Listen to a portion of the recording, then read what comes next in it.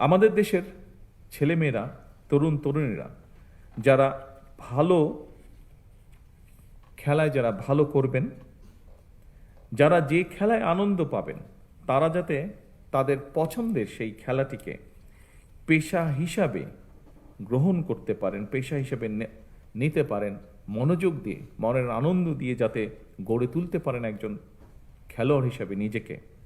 সেজন্যই খেলাধুলাকে পেশা হিসাবে নিয়ে একজন খেলোয়াড় যাতে অর্থনৈতিকভাবে অনিশ্চয়তার মধ্যে না থাকেন, সে লক্ষ্যেই কিন্তু বর্তমান সরকার খেলোয়াড়দেরকে ধারাবাহিকভাবে আমরা যে একটা সুনির্দিষ্ট নীতিমালার ভিত্তিতে আমরা একটা সাম্মানিক কাঠামোর আওতায় আনার কাজটি বাস্তবায়ন আজকে শুরু করেছি, যেটির পরিকল্পনা আপনারা যারা নির্বাচনের আগে খেয়াল করেছেন, দেখেছেন, রেডিও টিভিতে পত্র পত্রিকায় দেখেছেন, পড়েছেন, আপনারা নিশ্চয়ই খেয়াল করেছেন। এই কথাটি কিন্তু আমরা তখন বলেছিলাম, যার বাস্তবায়নের কাজ আল্লাহর রহমতে আমরা আজকে শুরু করলাম।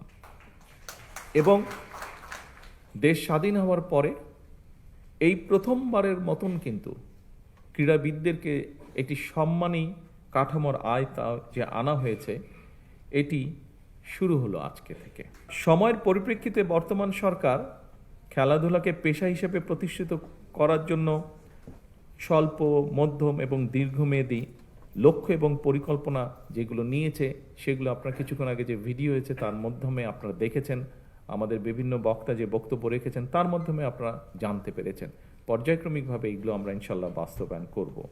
পড়াশোনার পাশাপাশি খেলাধুলার প্রতি আমাদের যে ছেলেমেয়েরা ছোটবেলা থেকে আগ্রহী স্পোর্টসের জন্য, তারা যাতে এই সুযোগটা পায়, সেজন্য এর মধ্যেই দেখেছেন স্পোর্টস মিনিস্টার উনি ওনার বক্তব্যে বলেছেন যে শিক্ষা কারিকুলামের পাশাপাশি আমরা কারিকুলামের ভেতরে আমরা চতুর্থ শ্রেণী থেকে খেলাধুলাকে যাতে মোটামুটি কম্পালসারি করা যায়, অর্থাৎ আমাদেরকে স্কুলে যেরকম অঙ্ক, ইংরেজি, ভূগোল, ইতিহাস এগুলো যেরকম কম্পালসারি পড়তে হয়, আমরা চাচ্ছি যে বাচ্চাটা যে খেলাটাই পছন্দ করুক, কিন্তু সেই খেলাটা তাকে খেলতে হবে, সেটাতে তাকে এক্সপার্ট হতে হবে, সেটাতে তাকে নিজেকে গড়ে তুলতে হবে। অর্থাৎ ইতিহাস, ভূগোল, বিজ্ঞান এই সাবজেক্টগুলোর পাশাপাশি আমরা খেলাটাকে কম্পালসারি করবো, সেটার মধ্যে মার্ক থাকবে, সেটার মধ্যে পাস ফেল থাকবে, যাতে সে সেটা সিরিয়াসলি নেয়। শুধু আচ্ছা বিকালে একটু খেলতে গেলাম বা অফ টাইমে একটু খেলতে গেলাম, নট দ্যাট, সিরিয়াসলি হতে হবে। অর্থাৎ আমরা আসলেই চাচ্ছি আমাদের ছেলেমেয়েরা যাতে সত্যিকারভাবে নিজেকে একজন যেটাই খেলবে সেটাতে যাতে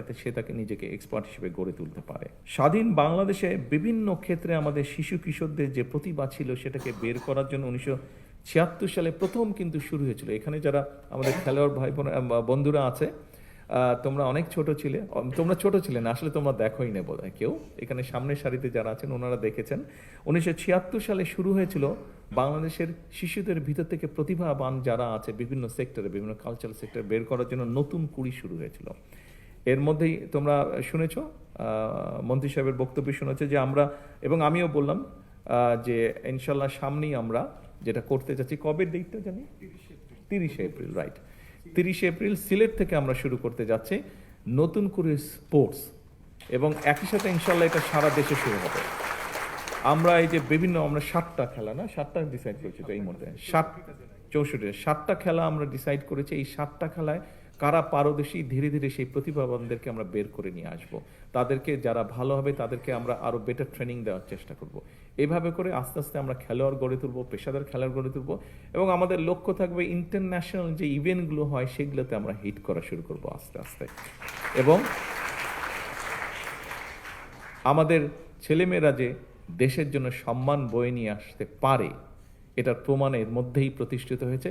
ইনশাল্লাহ আগামী দিনে আমরা আরও বেশি সম্মান বয়ে নিয়ে আসবো।